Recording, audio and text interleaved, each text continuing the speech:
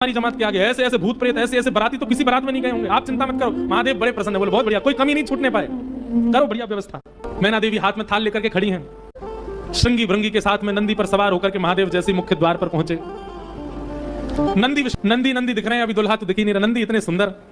नंदी का पूजन किया, पूजन करके महाराज मैना देवी बोली दुल्हा कहाँ है?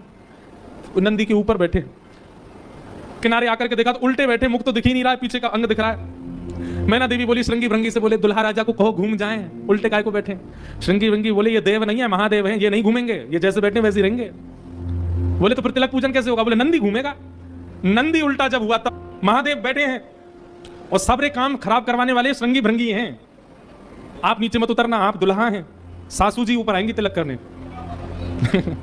शंकर जी भी बिल्कुल भोले भाले जैसे बता दो वैसे कर रहे हैं। अच्छा भगवान नारायण वैसे तो बड़े प्रिय हैं, पर वो भी दूर खड़े खड़े उनको भी आनंद आ रहा है, बोले बढ़िया ऐसी भी बारात एक होनी चाहिए तो जीवन भर याद रहे सबको।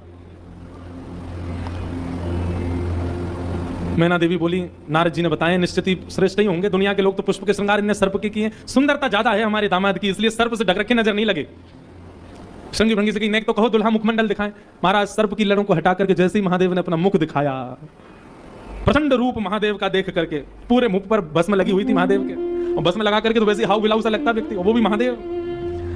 भस्म लगी है, भस्म के ऊपर ही काजल लगे हैं, भस्म के ऊपर ही पान चबा रखा, मुख से महाराज लाल लाल लर निकल रही हैं। ऐसे विचित्र महादेव को देख करके मैना देवी तो वहीं मूर्छित होकर के गिर गई, हाथ से थाली वाली गिर गई, चीख मार करके जितनी सखियां थी सब भागी वहां से।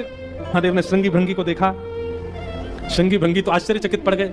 महादेव बोले तुम लोगों के मुख इतने मुरझाए से क्यों लग रहे हैं? बोले भगवान स्वागत करने आई थी, ये तो मूर्छित ही हो गई।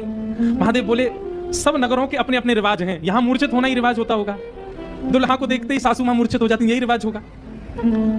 चलो अपने जनवासे में चलें। और जनवासा कहां है? शमशान घाट। जनवासा बनवाया था लेकिन वहां नहीं गए, जहां पर जा सारी बारात वहीं पर जाएगा दुल्हा, और सारी बारात कहां है? वो तो शमशान में। शमशान में जाकर के दुल्हा राजा बैठ गए और बार बार श्रृंगी भृंगी से कहे कोई कमी तो नहीं? बोले नहीं बहुत बढ़िया है, सब बिल्कुल बढ़िया है।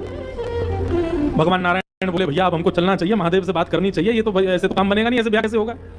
नारायण भगवान गए और भगवान जाकर के शमशान में बैठे महादेव से जाकर के बोले यहां क्यों बैठे हो आप?